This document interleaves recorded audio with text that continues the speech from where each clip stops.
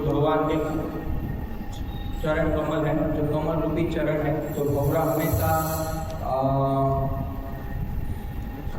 कमल में जाके मधु ढूंढने का प्रयास करता है।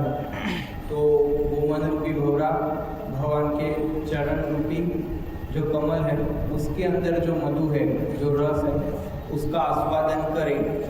इसीलिए आज अलग अलग जो प्रवचन है उसके माध्यम से ये एक लक्ष्य है कि भाई हमारा मन भगवान के गुणावली में प्रविष्ट हो। तो जो दिखाना था वो तो अभी आया नहीं, तो ठीक है, चर्चा तो चालू कर ही सकते हैं। तो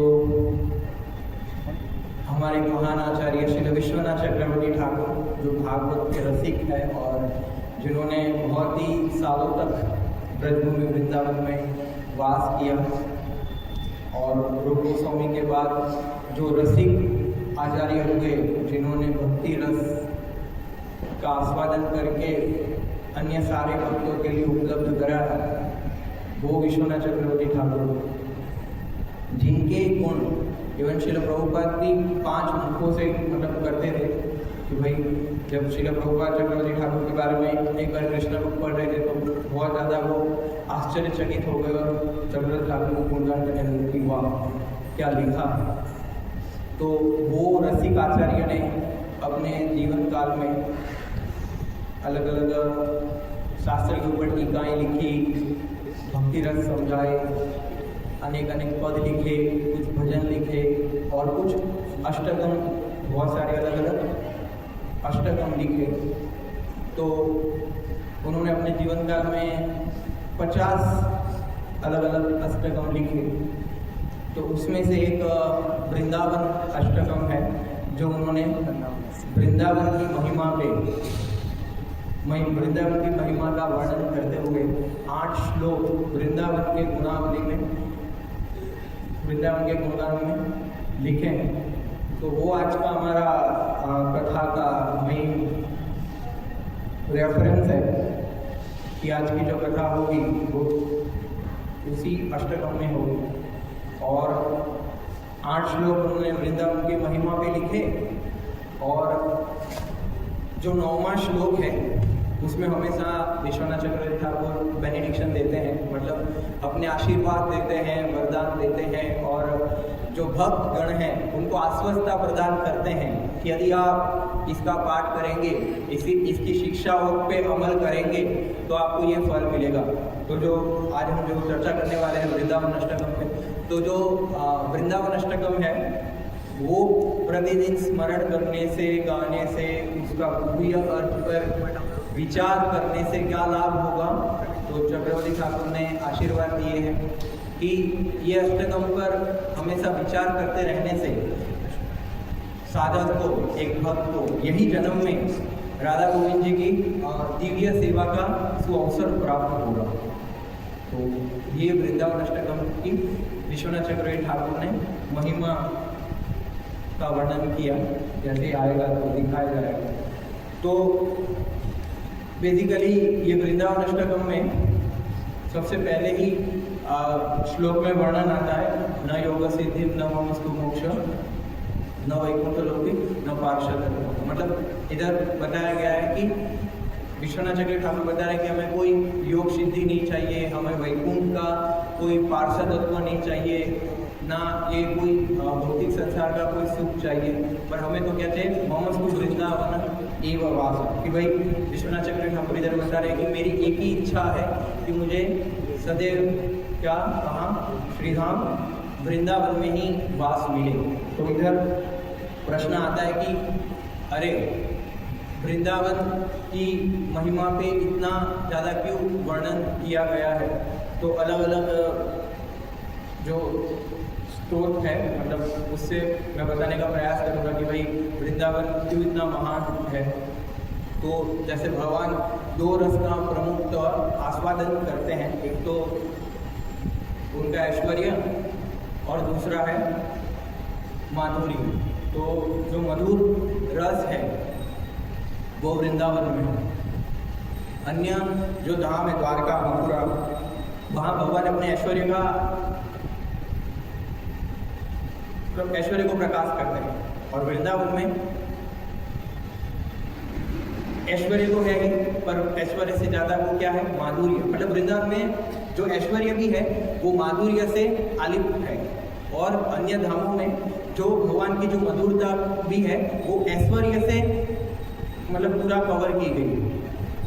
तो कहने का अर्थ है कि वृंदावन में भगवान पर्टिकुलरली जो भक्ति के अलग अलग जो रस है उसमें से प्रमुख जो रस है 3, सख्य, वात्सल्य और माधुर्य।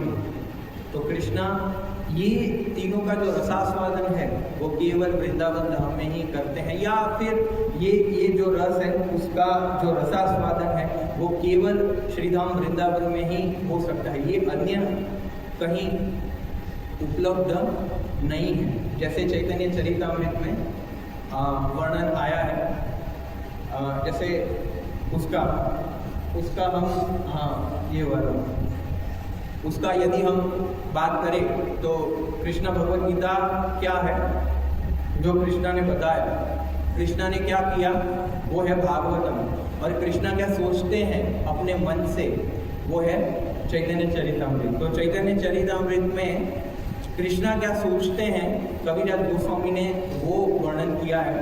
तो एक बार कुछ चर्चा चल रही थी, तो उसमें एक मन में एक विषय आया था कि अच्छा हमारे जैसे मतलब मेरे जैसे जीव जो भगवान की जो भगवद गीता में आदेश है वो भी नहीं समझ पाते, पर कविराज गोस्वामी इतने महान है कि वो कृष्णा का हृदय समझते हैं। मतलब कुछ लोग तो उद्देश्य भी नहीं समझ पाते, ये भगवान का मन हृदय समझते हैं। तो उधर कृष्णा अपने मन से बता रहे हैं कि ये संसार में 2 प्रकार के जीवात्मा है, कि जो मेरी ऐश्वर्यों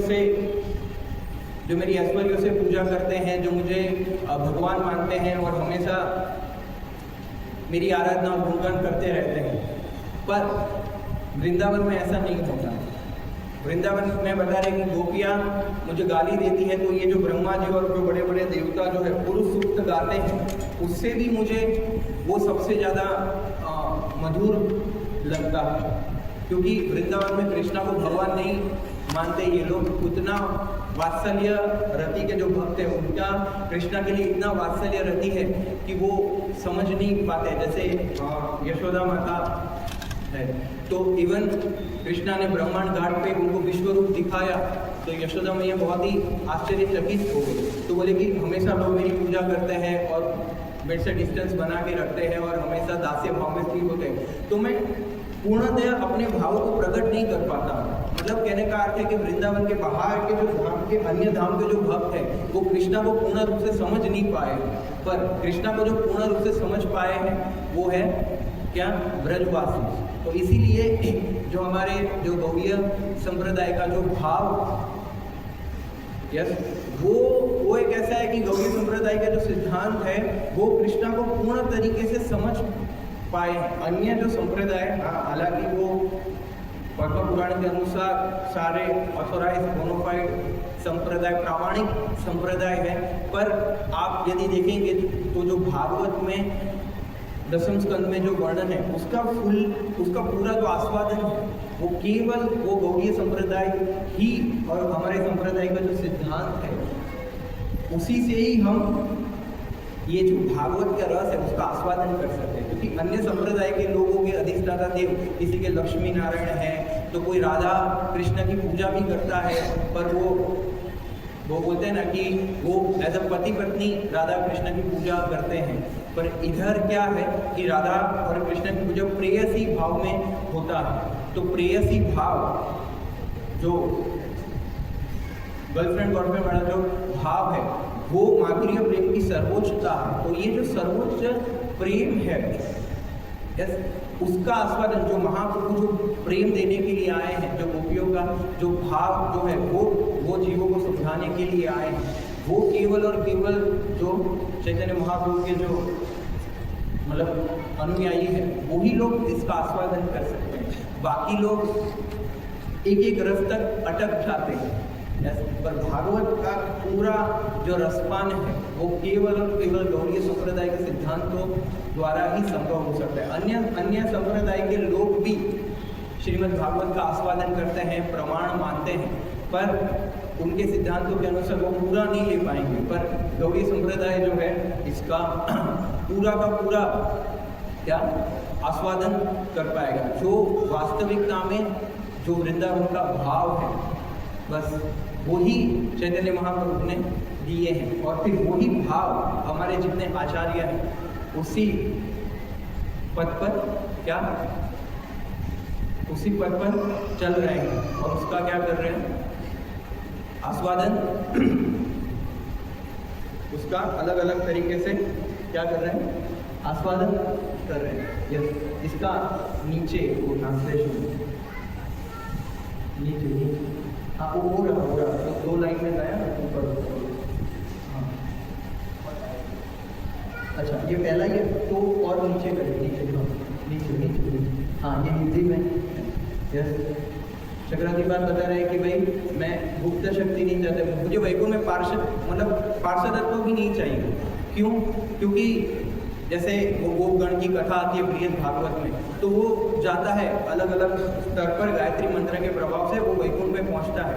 पर क्या है ना कि जैसे ही वो भगवान विष्णु को आलिंगन करने का प्रयास करता है तो उसको हटा दिया जाता है, बोले ये सब क्या कर रहे हो, इधर ये सब नहीं चलेगा। तो उसको बहुत ही असंतुष्टि होती है कि अरे इधर तो ये भाव नहीं है। और इवन शुद्धदेव गोस्वामी भी भागवत में एक जगह पे वर्णन करते हैं कि वृंदावन गोलोक की क्या महिमा है, वो वैकुंठ से भी इसलिए श्रेष्ठ है कि वैकुंठ में तो क्या है कि नारायण चप्पल पहन के घूमते हैं, नारायण अपनी पादुका पहन के घूमते हैं। तो क्या है कि उनकी चरण रज कहीं पड़ती नहीं है और उनके चरण चिन्ह कुछ दिखते ही नहीं है। जो ये वृंदावन अष्टकम के तीसरे श्लोक में गोपियाँ भगवान के चरण कमलों की महिमा का गान कर रही है। पर वृंदावन में तो क्या है कि कृष्णा पादुका पहनते ही नहीं। वो फेमस पास टाइम हम सबको पता है कि जब कृष्णा वत्सपाल से गोपाल बने तो वो बता रहे कि अरे हमारी जो 9 लाख गाय हैं वो सभी के लिए चप्पल होना चाहिए भाई। तो यशोदा माई बोली कि 9 × 4 एक गाय के 4 महीने, ऐसे 36 लाख चप्पल। वो बाटा कंपनी तक थी नहीं तो इतना बड़ा ऑर्डर दे नहीं सकते कि भाई ये नहीं लेते। हाँ वो भी नहीं देते, बोले इतने सारे चप्पल कहाँ से लाएंगे। तो कृष्णा बोले कि ठीक है फिर गाय नहीं पहनते तो मैं भी नहीं पहनूंगा। तो जब गायों को ये पता चला कि हमारे स्वामी हमारे लिए इतना त्याग कर रहे हैं, तो गायों ने क्या किया, अपने मतलब रात्रि के समय में उन्होंने एक झुंड बनाया, अलग अलग रंग की जो गाय थी उन्होंने क्या अलग अलग एक अपना एक समूह बनाया और कुछ समूह पूर्व दिशा में, कुछ पश्चिम दिशा में, ऐसे वृंदावन के अलग अलग भागों में वो सारी गायें झुंड बना के गई। और उन्होंने क्या किया, अपने जो पैर होते हैं उससे पूरा ऐसे हर जगह पे वो क्या कर रहे थे, जो पथराली जमीन थी उसमें वो खड्डा कर रही थी और इतना भाव से कर रही थी कि वो गायों के आंख से अश्रु बह रहे थे। और कृष्णा के लिए, क्योंकि गाय जो है वो वात्सल्य प्रेम में है, तो अपने उनकी गाय के आंचलों से दूध बहता था और आंखों से आंसू बहते थे। तो आज भी अगर हम रमन रेती और अलग अलग जगह पे जाएंगे तो उनकी मिट्टी इतनी मुलायम है, इतनी सुगंधीदार क्यों है, क्योंकि आज भी वो मिट्टी जो है गायों के अश्रु से और गायों के दूध से, उनके जो कृष्णा के लिए जो प्रेम है उससे बना है। कि भाई कृष्ण चप्पल तो नहीं पहनेंगे, हमारे लिए भी संभव नहीं है, तो हम अपने भावों से कृष्णा के लिए ये सेवा कर सकते हैं कि भाई वो जहाँ भी चले उनको पूरा मुलायम एक रहेगा। तो इधर ये कृष्णा के जो चरण कमल है वहाँ उसकी भी महिमा का वर्णन किया गया कि भाई कृष्णा के जो चरण चिन्ह है, क्योंकि वो चप्पल नहीं पहनते तो पूरे वृंदावन में वो दिखते हैं। यस, और जो गोपी गीत में आता है, जो ट्राइबल वुमन होती है, जो आदिवासी, वो कृष्णा के चरण की जो, क्योंकि वो कुमकुम लगाते हैं, कृष्णा के चरण कमल, हथेली और आंखें, ये 3 थोड़ा रेडिश होता है, तो उसकी जो लालिमा है वो अपने छाती पर वो लगाना चाहती है और वो अपना आप को धन्य मानती है। और गोपियाँ भी वो चरण चिन्हों का वो चरण कमलों का हमेशा स्मरण करती है कि अरे वो चरण जब पत्थर पे पड़ते होंगे तो उनको बहुत ही ये जो कोमल चरण उसको उनको दुख होता होगा। तो कहने का अर्थ है कि वृंदावन में हमेशा ये लोग चरण कमल का अलग अलग तरीके से अलग अलग जो भक्त हैं वो आस्वादन करते हैं। तो यदि आप देखेंगे तो कृष्णा के जो दो चरण कमल हैं दाहिना और बाएं, उसमें दाहिने में 11 चिन्ह है और बाएं में 8 है। तो इधर वर्णन किया गया है कि दाहिने चिन्ह में ये हुआ होगा तो इसमें थोड़ा फोटो ऐसे कृष्णा का लोटस प्रिंट गूगल पे भी सर्च करेंगे तो आएगा। ऐसे जो चरण कमल है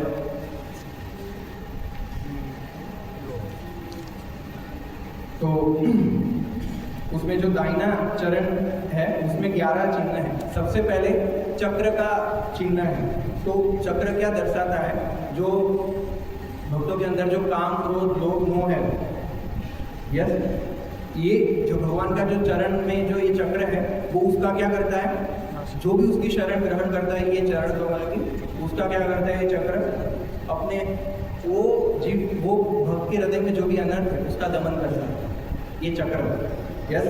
फिर और उसके हृदय में जो अंधकार है उसका भी विनाश करते हैं ये कृष्णा के चरण कमलों का जो चक्र है वो। फिर है कमल। तो जैसे मैंने कमल का व्याख्या बताया कि ये जो कमल है, यस, वो क्या करते हैं? जो चरण कमलों पे कृष्णा के चरण कमलों पे जो भक्त ध्यान करते हैं, जो भक्तगण ध्यान करते हैं, वो भक्तों को उसमें जो मधु, उसमें जो रस है, यस, उसका जो आस्वादन होता है उसका प्रलोभन और बढ़ाता है। वो चरण कमल का वो जो कमल है, कमल का जो चिन्ह है चरणों में, वो कमल और भी रस लेने के लिए प्रलोभन प्रोत्साहन बढ़ाता है कृष्णा का जो चरण कमल का जो कमल है वो, यस। फिर है ध्वज। तो ध्वज वो इंडिकेट करता है कि जिसने भी ये चरण कमल के शरण ग्रहण कर रखी है वो हमेशा विजयी रहेगा, क्योंकि जो ध्वज है, जो विजय पताका है, वो हमेशा जय घोषित करने के लिए किया जाता है। तो जो भी शरणार्थी है वो हमेशा अपने सारे कार्यों में विजयी होता है, वो उसका प्रतीक है। फिर है व्रज्र। तो जो इंद्र का जो व्रज्र है वो है उसमें। तो व्रज्र क्या इंडिकेट करता है कि भक्तों के पूर्व जन्म के जितने भी संचित पाप कर्म है वो सबका समूल तरह से नाश कर देता है वो व्रज्र, जो चरण कमलों में अंकित है। फिर है अंकुश। एक अंकुश भी है, यस। तो जो कृष्णा के चरण कमलों का ध्यान करने में जो अभ्यास कर रहे हैं, मतलब कभी होता है कभी नहीं होता है, तो किस वजह से नहीं होता है? उनके मन की वजह से नहीं होता है। तो वो सभी भक्तों के मन को नियंत्रित करता है कौन? ये कृष्णा के चरण कमलों में जो रहा है अंकुश, वो क्या लगाता है? मन पर क्या लगाता है? अंकुश लगाता है। और सारे भक्तों के मन को कृष्णा के चरण कमलों में वो अंकुश क्या करता है? स्थित करता है। चरण कमलों में रहा ये जो अंकुश है वो, यस। फिर एक यव है, मतलब एक ऐसा तीर जैसा। तो ये इंडिकेट करता है कि जो भी भक्त शरण लिए हैं वो हमेशा क्या करेंगे? जन्म मृत्यु चक्कर से हमेशा वो बाहर निकलेंगे और अपने दिव्य पद को प्राप्त करेंगे। फिर एक कृष्ण के चरण कमलों में उद्व रेखा भी है, यस। तो बोले कि ये चरण कमल की शरण ग्रहण करके हमें पूरा का पूरा लाभ मिलेगा कि नहीं? तो ये जितने भी जो संशय है शरण ग्रहण करने के बाद या शरण ग्रहण करने से पहले, वो उद्व रेखा क्या करती है? नाश करती है, यस। और ये उद्व रेखा भौतिक जगत से लेके आध्यात्मिक जगत पर पहुंचाती है। फिर एक छत्र है, यस। तो छत्र ये इंडिकेट करता है कि जितने भी भौतिक जगत की जो त्रिताप है, जैसे गोवर्धन प्रभु ने धारण किया था ब्रजवासी को ताप से बचाने के लिए, ऐसे ही ये छत्र क्या इंडिकेट करता है कि जितने भी लोग शरण में आएंगे, शरण को ग्रहण करेंगे, वो सब बच पाएंगे ये त्रिताप से। फिर एक स्वस्तिक है, सबको पता है स्वस्तिक। तो स्वस्तिक क्या करता है? अमंगल को हर लेता है और मंगल प्रदान करता है। और जम्बू फल है, तो जम्बू फल क्या करता है कि जो जम्बू द्वीप के निवासी हैं उनके एकमात्र आश्रय के स्थान वो कृष्णा के ये जो 2 चरण कमल है वही कि जम्बू द्वीप के भक्तों के लिए यही एक आश्रय स्थान है ना। और है अष्टकोण, यस, तो अष्टकोण भी दिया गया है। तो ये अष्टकोण इसलिए है कि जो 8 दिशाएं हैं, 8 दिशा में जितने भी अशुभ चीजें हैं, अशुभता है, उससे वो अष्टकोण क्या करता है, रक्षा करता है। यस, और दूसरा ये भी दर्शाता है कि 8 दिशा में ऐसी कोई भी चीज प्राप्त नहीं, ऐसी कोई भी चीज नहीं है जो भक्तों के लिए अप्राप्य है। वो सभी के लिए क्या है, वो भक्तों के लिए जैसे शरण ग्रहण करके रखिए, वो सारी चीज वो भक्तों के लिए प्राप्त है। और अष्टांग योग करने से जितनी भी सिद्धि प्राप्त होती है वो केवल ये जो चरण कमल है उसकी शरण ग्रहण करने मात्र से उसका क्या मिल जाता है, लाभ मिल जाता है। वो चरण कमल की शरण मतलब ग्रहण, चरण कमलों की शरण ग्रहण करने का अर्थ है कि ये भक्ति योग का पालन करना है। जो भी जीव भक्ति योग का पालन करते हैं उसको ये अष्टांग योग में जो सिद्धि प्राप्त होने वाली है वो सारी स्वतः ही क्या हो जाती है, प्राप्त हो जाती है। तो हमेशा चरण कमलों का ध्यान करते हुए या दर्शन करते हुए ये स्मरण करना चाहिए कि अलग अलग ये जो चरण चिन्ह हैं वो अलग अलग चीज़ों के प्रतीक हैं। और फिर जो ये दाएं चरण की बात की, जो 11 चिन्ह बता रहे, यस, अभी है ये बायां चरण जिसमें 8 चिन्ह हैं। उसमें सबसे पहला क्या है, शंख। यस, तो शंख क्या होता है, शंख में हम जनरली भगवान को क्या अर्पण करते हैं, जल अर्पण करते हैं। तो जल दावाग्नि को बुझाता है। तो भक्तों के हृदय में जितने भी दावाग्नियां, जीवन में जितने भी दावाग्नि है, तो ये शंख क्या करता है, एक दिव्य अमृत जल की धारा से वो क्या करता है, वो दावाग्नि को शंख के पानी से शांत करता है। फिर अंबर है, अंबर आकाश का प्रतिनिधि, तो आकाश सर्वव्यापी है। तो ऐसे ये कृष्ण के चरण कमल जो है, तो वो जिनके चरण कमल है उसकी जो सर्वोच्चता है वो दर्शाता है कि कृष्णा सर्वोच्च है, हर जगह है। और उनके चरण कमलों की जो शरण है वो हर जगह, हर परिस्थिति में, हर काल, हर देश में व्यक्ति लेके अभयता को प्राप्त कर सकता है। फिर है धनु, यह जो धनुष, तो वो धनुष क्या करता है, जितनी भी जो भक्ति मार्ग में कठिनाइयाँ हैं उसको दर्शाता है कि ये कठिनाइयाँ समाप्त होगी। फिर एक गोष्प पद है, यस, तो वो गोष्प पद क्या करता है, जैसे भगवान बता रहे कि जो मेरी शरण ग्रहण करता है उसको ये संसार सागर लांघने में क्या, एक जो गो का जो खुर होता है इतना छोटा, उसको लांघना कितना आसानी से लांघ देते हैं। तो बोले कि जो ये चरण कमलों की शरण ग्रहण करता है उसके लिए संसार सागर को पार करना इतना सरल हो जाएगा। फिर है त्रिकोण। त्रिकोण का अर्थ है कि जो प्रकृति के 3 गुण हैं जिसमें माया जीव को जकड़ लेती है, तो ये त्रिकोण से क्या होता है, वो सर्वदा मुक्त रहते हैं। और त्रिकोण से त्रिदेव भी प्रतिनिधित्व करते हैं कि ये त्रिदेव की भी उद्गम कौन है, कृष्ण के चरण कमल। यस, जो त्रिदेव है उसके भी उद्गम स्थान है कृष्ण के चरण कमल, ये त्रिकोण। फिर है कलश। कलश क्या है, कलश में क्या होता है, अमृत। तो ये अमृत को दर्शाता है। और कलश में गंगा भी हो सकती है, तो गंगा के स्रोत कौन है, कृष्ण के चरण कमल। तो वो कलश इसको भी दर्शाता है कि गंगा का प्रवाह ये चरण कमलों से प्रारंभ होगा। और फिर है अर्धचंद्र। यस, तो अर्धचंद्र जो है वो ये दर्शाता है कि कृष्णचंद्र के जितने भी भक्त हैं उनकी जितनी भी इच्छाएं हैं वो सब क्या पूर्ण होती है। और शिवजी जैसे महान देवता लोग भी क्या करते हैं, वो अर्धचंद्र को, जो कृष्णा के चरण कमल में है, वो अर्धचंद्र को अपने शीश पर, मस्तक पर क्या करते हैं, धारण करते हैं। यस, और सभी भक्त अपने मन को वो चरण कमलों में अर्धचंद्र को स्थित करते हैं। यस, क्योंकि मन का जो अधिष्ठाता देव है वो कौन है? चंद्र। कौन है? चंद्रमा। इसीलिए ये चंद्रमा क्या है? कृष्णा के चरण कमलों में। तो यदि वो चंद्रमा को शांत करना है, वो मन को शांत करना है, तो क्या वो चरण कमलों की शरण लेनी पड़ेगी और वो चरण कमलों का ध्यान करते रहना पड़ेगा।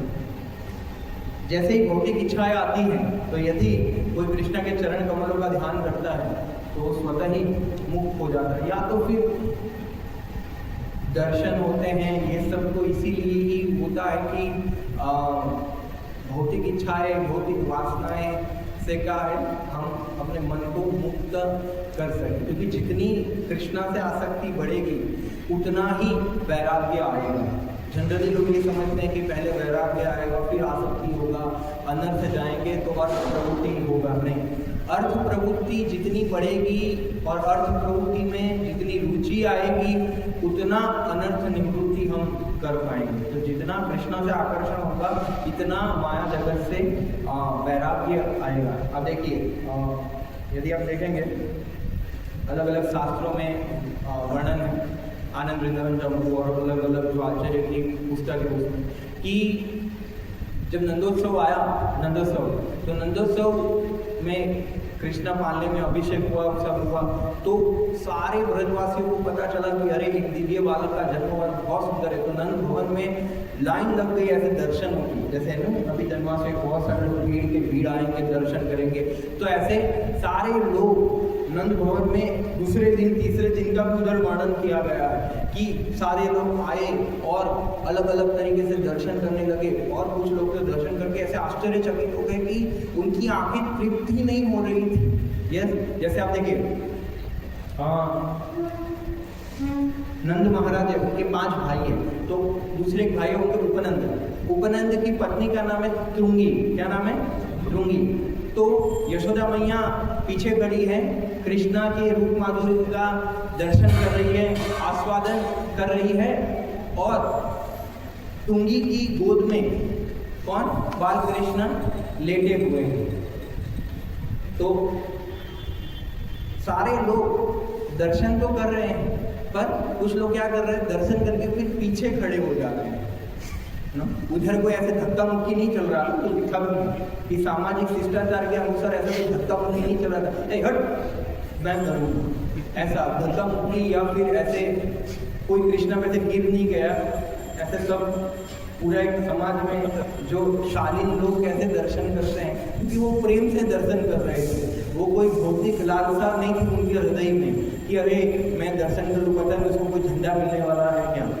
पर वो, क्योंकि कुछ लोगों को तो दर्शन का उद्देश्य ही नहीं पता होता कि यार दर्शन क्यों करना है उसको। वो आया चला गया, याद किया तुमने क्यों आया। तो उद्देश्य विहीन लोग दर्शन करते हैं, पर इतने इधर तो इतनी सुंदर है, क्योंकि ये आंखों के लिए उत्सव है। यस, कानों के लिए उत्सव क्या है? कथा। आंखों के लिए उत्सव क्या है? भगवान के दर्शन। यस, तो दर्शन में जब व्यक्ति का रुचि आएगा, हालांकि ये हम भी प्रयास करेंगे, सभी लोग प्रयास ही कर रहे हैं, तो भी मैं बता रहा हूँ कि जब ऐसे दर्शनों में रुचि आएगा कि अरे वो सुंदर मुख कमल देखना है, फिर कोई आरती, मतलब सुबह मंगला आरती या फिर ऐसे दर्शन आरती कोई मिस नहीं करेगा, उसको स्वतः ही उसका मन जो है खींच के लाएगा कि अरे वो चलो। जैसे प्रसाद में कैसे रुचि होता है, तो तुरंत थाली लेके जब आते हैं प्रसाद हॉल में तो स्पीड बढ़ जाती है।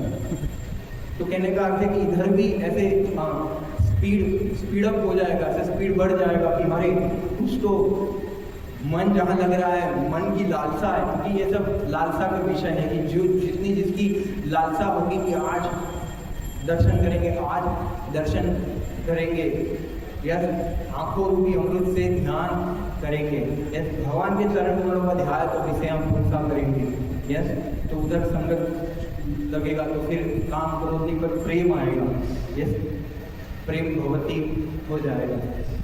तो कहने का अर्थ है कि ये स्मरण मात्र से या इधर जो मधु का आस्वादन करके गया, वो फिर दिन भर माया जगत से और मायावी चीजों से दूर रहेगा, यस वो डिस्ट्रैक्शन से बच पाएगा। बाकी संभव नहीं है। श्रील प्रभुपाद आप पढ़ लीजिएगा दूसरे अध्याय के 50वें श्लोक से लेके 55 श्लोक तक प्रभुपाद तात्पर्य में कहीं ना कहीं यही सब चीज़ें भगवद गीता में वर्णन कर रहे हैं कि भाई जब आर्टिफिशियली संभव नहीं है, हम कितना भी साधना कर ले, कितना भी प्रयास कर ले, पर वो जो साधना का जो उद्देश्य है रति, जब तक वो नहीं आएगा या रति की आतुरता नहीं होगी तब तक वो आकर्षण कितना भी करो, कहीं पे भी चूक जाओ, पर वो क्या है, आकर्षण हमेशा व्यक्ति को कर्षण करते रहेंगे। या तो कृष्ण हमें आकर्षित करेंगे या तो माया आकर्षित। जीव क्या है, वो है अपने मध्यस्थ, न्यूट्रल या तटस्थ। तो या तो उधर जाएगा तो इधर जाएगा, बीच वाला कुछ नहीं होता। यस, तो सारे लोग इतने मोहित थे नंद भवन में दर्शन करने के लिए कि कुछ लोग तो मतलब बहुत दिनों तक, महीनों तक, उधर वर्णन है कि महीनों तक लोग आते रहे, दर्शन करते रहे, आते रहे, दर्शन करते रहे, है ना। पूतना भी आई और बहुत सारे अलग अलग लोग आए। तो इतना सुंदर जो दर्शन है, जहाँ वो ब्रजधाम की इतनी महिमा है कि जहाँ ये दर्शन के लिए महादेव जी भी समाधि में तपस्या करने लगते हैं। यस, और बड़े बड़े लोग ये इच्छा करते हैं कि वो लीला के दर्शन हो, पर बहुत कम लोगों को प्रवेश मिलता है। ये वृंदावन धाम है कि जहाँ शिव जी भी गोपी बन जाते हैं और वो गोपेश्वर महादेव कहलाते हैं। जहाँ उद्धव कितने बड़े ज्ञानी हैं, बृहस्पति के शिष्य, वो भी गुललता, एक फूल और एक लता बनने की इच्छा करते हैं। यस, ब्रह्मा अपने 4 मुखों से अलग अलग 4, मानगढ़, दानगढ़, बिलासगढ़, भानगढ़, वो सब गढ़ बन गए हैं। तो ये वृंदावन की महिमा है, जहाँ सख्य भाव में जब सखा लोग कृष्णा के साथ क्रीड़ा करते हैं। ये मैं दिखाने वाला था, वो एक छोटा सा 2 मिनट का क्लिप कि भाई ये वृंदावन में सखा होगा तो क्या अलग ही भाव चलता है। यस, तो यदि वो मोबाइल से होता है तो कर सकते हो। वो एग्जैक्ट मुझे याद भी है, यूट्यूब पे अवेलेबल। तो उसका बहुत ही सुंदर भाव 2 मिनट का ही है, वो पूरा एक मूवी है, आप सब देख सकते हैं। बहुत अच्छा राधानाथ महाराज की गाइडेंस में बना है, रिलायंस वालों ने बनाया है। वो कृष्णा और तनु लिख उसमें आएगा। तो उसमें 2 मिनट का मतलब बहुत सुंदर लीला है, 1 घंटा 40 मिनट का बहुत अच्छा मूवी बना है, कंस वध तक पूरा बना है। पर उसमें दो सख्य रस का जो लोग आस्वादन करते हैं, उसमें एक तो ऐसा है कि भाई होने घोड़ा बड़ा खेलते थे कि भाई एक व्यक्ति झुकता है और उसको ऐसे उसके ऊपर हाथ रख के उसके ऊपर से कूदना है, उसको क्या बोलते हैं, एक व्यक्ति झुकता है और वो एक दौड़ेगा और वो ऐसे झुका हुआ, उसको ऐसे करके कूदना है। अगर वो गिर गया और आप गिर गए तो गए, पर ऐसे कूदना है। तो ये सखा लोग कृष्ण को ऐसे ट्रीट करते है ना। भगवान श्री रामचंद्र की लीला में अगर सुग्रीव और ये विभीषण उससे थोड़ा चरण भी स्पर्श हो जाता है राम जी का, तो ऐसे करते थे, अरे क्षमा करो। इधर तो पता नहीं कुश्ती करते हैं ना, पता नहीं क्या क्या करते हैं। तुम कौन से बड़े लोग हैं, आप सब समानी हैं, तुमने गोवर्धन उठाया हमारे ब्राह्मण की। हाँ, 1 घंटा 25 मिनट पे कर दो, 1 घंटा 25 मिनट वो बका सुनाएगा।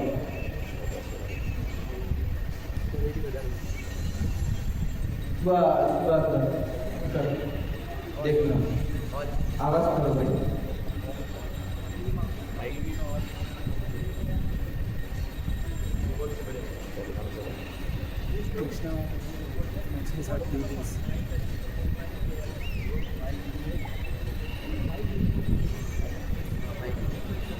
चलेगा, देख लो, ऐसे भी देखना है।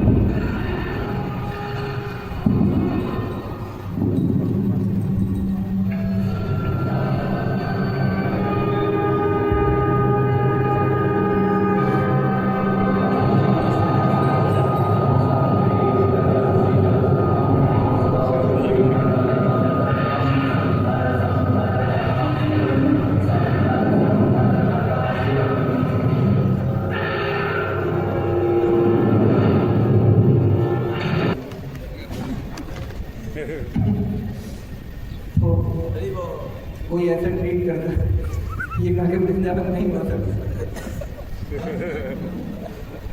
तो वो जो मैं कूदने वाला बता रहा था कि भाई कूदते तो इंद्र चंद्र वरुण ये सब भी देख रहे थे, बोले कि हम भी करेंगे।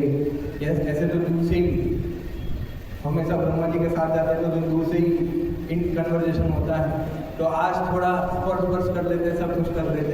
तो जैसे ही सखा बन के गए, यस, तो जैसे ही बारी आया तो याद आ गया कि अरे ये तो भगवान ने नहीं कर पाऊंगा।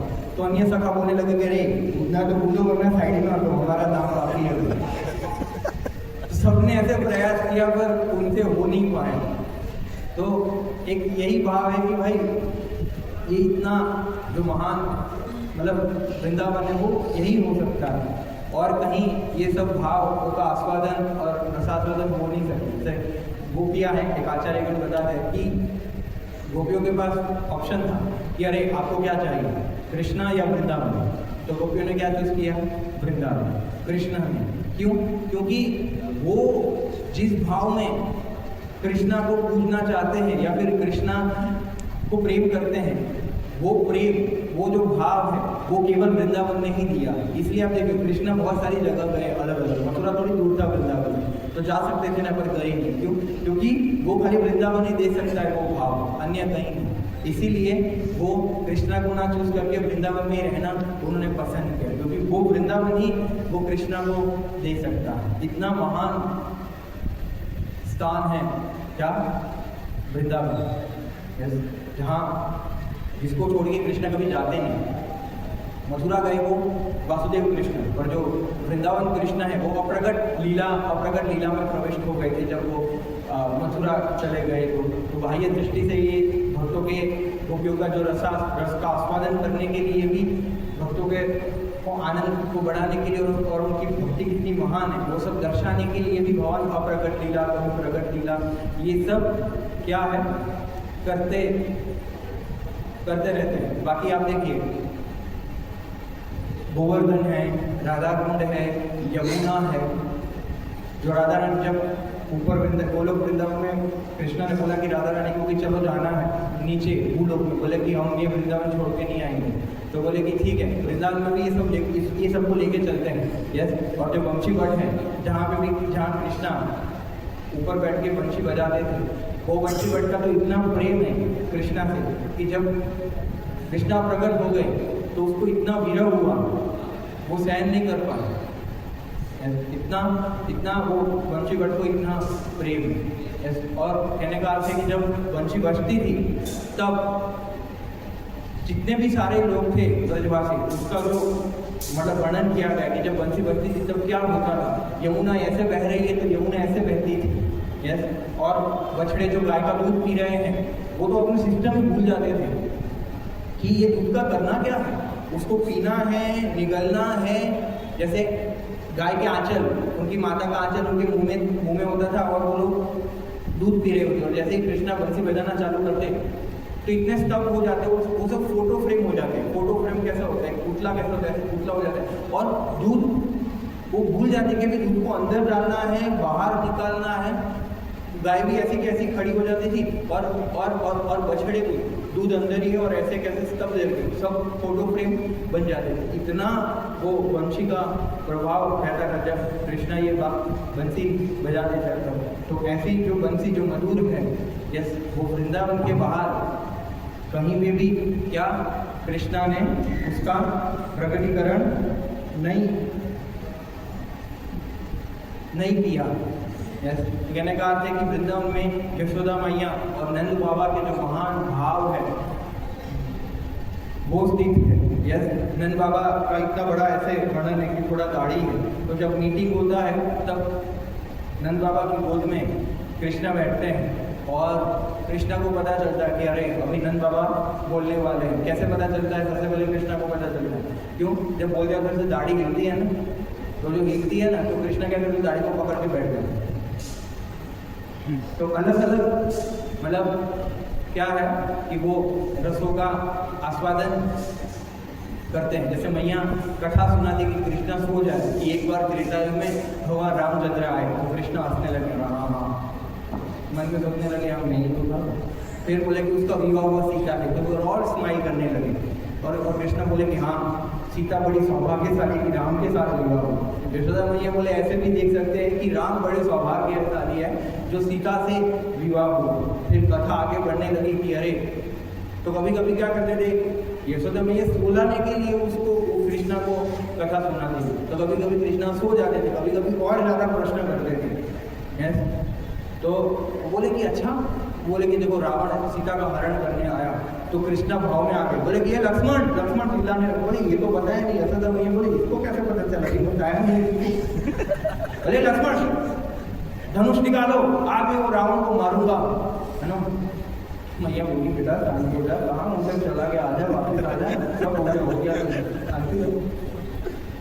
तो ऐसी जो वात्सल्य रति है वो केवल और केवल वृंदावन में, और जो ब्रज भाव है उसी में ही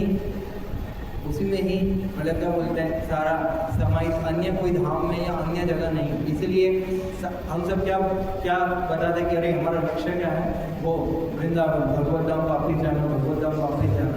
तो जहाँ जाना है उसकी इतनी महिमा जब हम सुनेंगे, या वो सारे जो स्थान हैं, जो ब्रजवासी है, उधर की जो वस्तुएं हैं, उससे जब हमारा आकर्षण बढ़ेगा तभी तो हम जा पाएंगे ना, वरना हम कैसे उधर पहुंच पाएंगे। जब लीला स्थलियों का आकर्षण नहीं होगा, वो सब देखने का आकर्षण नहीं होगा कि जहाँ तीर कदम पे कृष्णा सभी गोपियों को बुलाते थे निधिवन, और जहाँ अलग अलग रास लीला होती थी।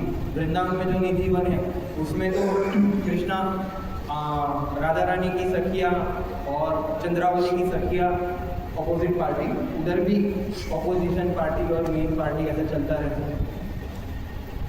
ईर्ष्या के वश नहीं, पर प्रेम का रसों का विस्तार करने के, तो दोनों सखियों के साथ, दोनों ग्रुप के साथ कृष्णा रास लीला करते हैं। पर गोवर्धन खास है, क्यों? क्योंकि गोवर्धन में जो निकुंज है वहाँ जहाँ रास लीला होती है वो स्पेशल है। क्यों? क्योंकि उधर केवल राधा रानी की सखियों के साथ ही कृष्णा रास लीला करते हैं गोवर्धन, अन्य अपोजिट पार्टी उधर अलाउड नहीं। गोवर्धन में खाली उधर वही रस का आस्वादन होता है, और कृष्णा गोपियों से टैक्स मांगते हैं। और इतने सुंदर है कि भाई बात मत पूछो। तो ये सब जो लीलाएं हैं, ये सब जो रस है, ये सब जो गुण है, ये सब ही वृंदावन कृष्ण सबसे ज़्यादा आकर्षित और क्या है, मोहित करने वाला वृंदावन धाम है। उनकी लीला है, उनकी इतनी माधुरी है। यस, तो यदि हम तत्व और लीला दोनों का हम बैलेंस करेंगे तो हमेशा वो रस व्यवस्थित रह पाएंगे। यस, क्योंकि हमारे नॉरिशमेंट के लिए हमें तत्व और लीला दोनों का आस्वादन करना पड़ेगा, वरना हम ज़्यादा क्या बोलते हैं कि भक्ति में कृष्णा से आकर्षण बढ़ा नहीं पाएंगे, और हम विग्रह का दर्शन करते हुए वो भाव का विकास नहीं कर पाएंगे। यस, जब वो रसिक शेखर जो चैतन्य महाप्रभु को देख के आता है, जब महाप्रभु लीला का चैतन्य चरितामृत में इसका वर्णन आता है कि जब एक रसिकाचार्य को कोई ऐसे व्यक्ति था रसिक नाम का, वो जब गुणगान कर रहा था और उसने बोला कि सबसे परम सौभाग्यशाली तो नंद बाबा और यशोदा माई है, उनका जैसा सौभाग्य तो अन्य किसी का नहीं है, कि उनको जो परम ब्रह्म है उनको मतलब क्या बोलते हैं, उसके साथ खेलने का खिलाने का मौका मिला है, उससे ज़्यादा महान तो कोई नहीं। तो महाप्रभु इतने भाव में आ जाते हैं कि बोले और कहो और आगे कहो, तुम तो अमृत बोलते, और आगे बढ़ो। इतना लालसा से, इतनी मधुरता से, इतने रुचि के साथ महाप्रभु ये सब का आस्वादन करते हैं। तो जब हम भी जन्माष्टमी आ रहा है तो इतना सारा दिया है भक्ति Rasamrita Sindhu NOD nectar of devotion में श्रील प्रभुपाद ने जो कृष्णा के जो अलग अलग 64 गुण हैं और अलग अलग जो गुणावली है, अलग अलग जो 64 गुणों की लीलाएं हैं, वो सब पढ़ सकते हैं। कृष्णा गुण से जो भागवत का जो सारांश है वो सब पढ़ सकते हैं, स्वयं भागवत हम पढ़ सकते हैं। तो जन्माष्टमी में हम ज़्यादा से ज़्यादा कृष्ण लीला का आस्वादन करते हुए हम समय बिता सकते हैं। और अलग अलग वृंदावन अष्टकम है, यस कृष्णा अष्टकम है, नामा अष्टकम है, ये सब अष्टकम पढ़ते पढ़ते हम ये सब भावों का हम क्या कर पाएंगे, स्मरण कर पाएंगे। पर स्मरण तो तभी होगा कि जब हम बहुत अच्छी तरीके से श्रवण करेंगे। और जब श्रवण से जब स्मरण होता है तब हम नेचुरली किसी भक्त को पकड़ के उसका कीर्तन, हम उसका गान कर सकते हैं, या फिर उसको बोल सकते हैं, लेक्चर दे सकते हैं, सबको समझा सकते हैं, बता सकते हैं। तो श्रवण से फिर क्या आता है, स्मरण। फिर वो स्मरण से हम क्या कर पाएंगे, कीर्तन सबको बता पाएंगे। और ये जो कृष्ण भावना का जो रस है, ये रसों का आस्वादन हम खुद करेंगे, सभी को कराएंगे, जो हमारे जीवन का लक्ष्य है। और प्रचार वही है कि कृष्ण भावना में जितने भी रस हैं, ये जो भी रस है कृष्णा के अंदर, जितनी भी मधुरता है, वो मधुरता का आस्वादन, वो मधुरता का प्रचार दूसरों को भी करवाना, यही लक्ष्य है। तो मधुर बनो, मधुरता का क्या करो, प्रसार करो, और सबको क्या करो, मधुरापति कृष्ण से प्रेम करने की शिक्षा दी। हरे कृष्णा कृष्णा कृष्णा हरे हरे, हरे राम राम